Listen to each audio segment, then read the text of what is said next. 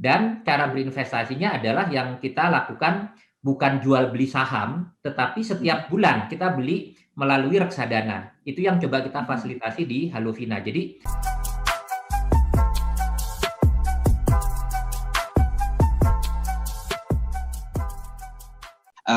Pak Eko, di awal kita sepakati bahwa ini merupakan sebuah momentum pembelajaran buat smart listeners yang mungkin terinfluence ya dengan hadirnya sosok-sosok yang tidak saya sebutkan namanya, mereka pamer portfolio dan tanda petik ya. Bagus sih itu sebagai sebuah cara mereka untuk memberikan satu pendidikan, edukasi, literasi singkat bahwa siapapun bisa loh untuk melakukan investasi saham dan juga mungkin reksadana. Tapi yang saya mau tanyakan, boleh sedikit tentang Halovina, bagaimana Halovina bisa melakukan sebuah pembelajaran yang masif juga, yang mewakili dari edukasi yang tidak tersampaikan secara masif lewat sebuah aplikasi Halovina, Pak Eko? ya, jadi di Halovina kita sudah memberikan akses untuk masyarakat juga berinvestasi di saham, tetapi tidak secara langsung, Mas Daryl, tapi melalui reksadana. Kenapa? Karena bagi banyak orang persyaratan untuk bisa berinvestasi secara langsung itu belum tentu bisa dipenuhi ya, karena tidak semua orang punya kemampuan waktu untuk belajar tentang bagaimana menganalisa perusahaan, bagaimana menganalisa laporan keuangan. Jadi ada kendala tentang bagaimana mengelola sendiri. Nah, alternatifnya adalah melalui reksadana, karena reksadana ini yang mengelola investasinya adalah manajer investasi. Nah, di Halovina bahkan kita sangat menyarankan kalau mau berinvestasi itu harus dengan tujuan. Ya, tadi kan saya bilang investasi di saham itu bagusnya di atas 10 tahun. Lalu tujuan apa yang cocok untuk investasi saham? Misalnya untuk tujuan pendidikan, ya, pendidikan tinggi anak-anak kita yang masih umur di bawah 6 tahun, ya, itu masih 12 tahun lagi tuh. Ya, atau yang paling cocok lagi adalah kalau kita masih muda untuk pensiun. Mungkin masih 20, 25 tahun lagi. Nah, itu sangat cocok tuh investasi di saham. Dan cara berinvestasinya adalah yang kita lakukan bukan jual beli saham, tetapi setiap bulan kita beli melalui reksadana. Itu yang coba kita fasilitasi di Halovina. Jadi ada alternatif yang tidak kita harus kelola sendiri, dikelola oleh manajer investasi dan harapannya kita berinvestasi untuk jangka panjang. Karena yang tadi saya bilang ya, dalam jangka panjang itu saham itu naiknya bisa di atas 10-12% ya kalau lihat historis. Ya, tetapi untuk dapat 10-12% ke atas itu harus mengalami tadi gejolaknya yang kadang-kadang kayak kemarin minus 30%, kadang-kadang bisa naik 50%. Tapi dalam jangka panjang saham itu bisa naiknya bisa 2 atau 3 kali di atas inflasi ya. Jadi itu yang coba kita berikan pemahaman, ada dua cara nih berinvestasi secara langsung atau melalui reksadana. Kalau kita tidak memiliki kemampuan mengelola sendiri, maka alternatif yang paling bijak adalah melalui reksadana. Reksadana saham ya. Oke, Pak Teguh mau nambahkan, silakan. Ya, memang kalau emang nggak punya waktu, terutama waktu ya, kalau belajar mungkin Anda ya harus punya lah, harus mau gitu kan. Nggak punya waktu, mungkin solusi yang paling tepat adalah membeli atau berinvestasi pada reksadana saham. Tapi menurut saya, dua-duanya patut Anda coba.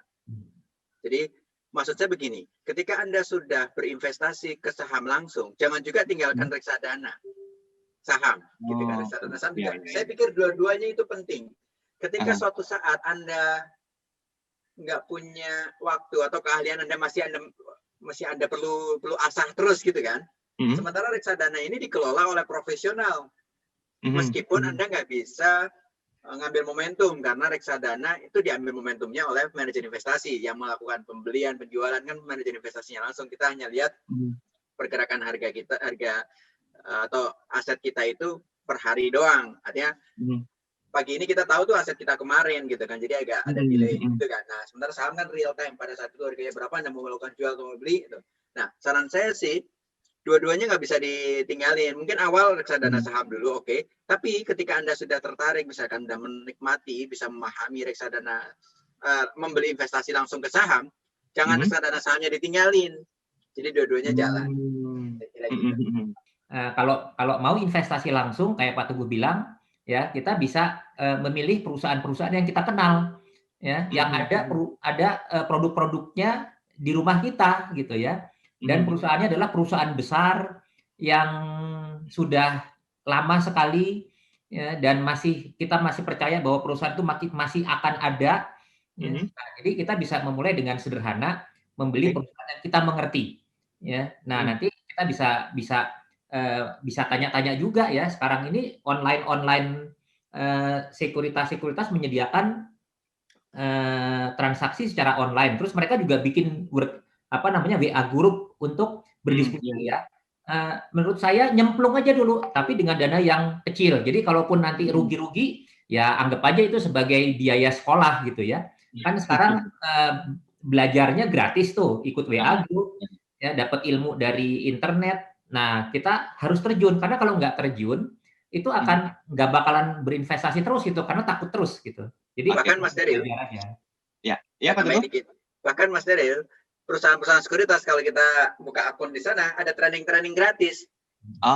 Dan sekarang itu sudah ada 14 apa 15 perusahaan sekuritas yang memiliki online trading, jadi membeli menjualnya secara online, yang sesuai syariah juga ada.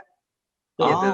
Jadi Anda mau investasi di saham tapi sesuai dengan prinsip syariah, tinggal buka aja SOTS namanya, Sistem Online Trading Syariah, di mana Anda nggak mungkin beli perusahaan yang nggak syariah, misalkan tadi nggak mungkin Anda beli perusahaan minuman keras karena sudah langsung diblok itu sama sistem. Nggak mungkin Anda beli di perusahaan konvensional misalkan yang nah, itu udah langsung diblok itu sama sistem. Jadi Anda relatif lebih nyaman kalau menurut saya sih. Oke. Baik, saya tersisa 3 menit nih, tapi mungkin semenit deh. Pak Teguh, silakan kita ambil konklusinya dulu. Ya, berkaitan dengan tadi influencer, itu bagus banget. Tapi hati-hati ketika Anda mau ikut-ikutan pamer portfolio, Anda harus menghindari 4 huruf. Kalau Anda mau pamer gitu ya. Anda menghindari 4 huruf. Apa itu? Anda tidak boleh menuliskan kata beli dan juga tidak boleh menuliskan kata jual. Karena itu sudah rekomendasi dan itu bisa melanggar undang-undang, bisa melanggar peraturan perundang-undangan. Hati-hati karena itu bisa Anda dianggap sebagai pom-pom atau merekomendasikan pada bukan Anda ini. Saya khawatir Anda juga influencer sehingga banyak orang ngikutin Anda bisa dituntut gitu karena Anda merekomendasikan untuk beli dan jual. Jadi jangan bilang beli atau jual pada ini. Tapi menurut saya juga nggak etis ketika Anda memamerkan portofolio saham Anda kepada sosial media. Menurut saya itu nggak bagus lah kira-kira gitu. Oke, monggo Pak Eko. Jadi investasi saham itu sebetulnya investasi yang paling menarik dari sisi return, dari sisi keuntungan. Tetapi kita harus paham keuntungan yang tinggi itu pasti disertai dengan risiko yang juga tinggi. Nah, kita jangan menghindari risiko, tetapi kita harus mengelola risiko. Nah, mengelola risiko ini kita ada 2 cara, mau belajar ya dan mau mencoba. Dan kita punya 2 pilihan Mas Daryl, investasi langsung atau melalui reksadana ya. Nah, saran saya adalah yuk kita coba tetapi dengan cukup ilmu ya. Mudah-mudahan dengan pembicaraan kita ini kita teman-teman memiliki motivasi yang tinggi ya untuk mulai belajar. Begitu dari saya Mas Daryl. Baik, semoga di waktu yang singkat ini walaupun tidak pernah bisa cukup ya untuk mengedukasi, tapi setidaknya ada insight yang bisa dipahami dan juga dimengerti dari para penyampai kita Pak Eko dan juga Pak Teguh tentang investasi di saham atau mungkin juga reksadana. Kita sama-sama mulai ya. Jangan lupa mau belajar harus bisa lebih paham tentang resikonya, mulai dari yang sedikit dulu, terus paham tuh perusahaannya seperti apa dan menggunakan uang sendiri. Nah, semoga bermanfaat apa yang kami sampaikan dan Anda bisa memulai investasi saham atau investasi reksadana. Pak Eko Pratomo, terima kasih banyak waktunya pagi hari ini. Pak Teguh, terima kasih juga. Jangan lupa 5M ya untuk tetap diterapkan agar meminimalkan penyebaran COVID-19 di Indonesia. Dan salam buat keluarga di rumah, semoga sehat senantiasa.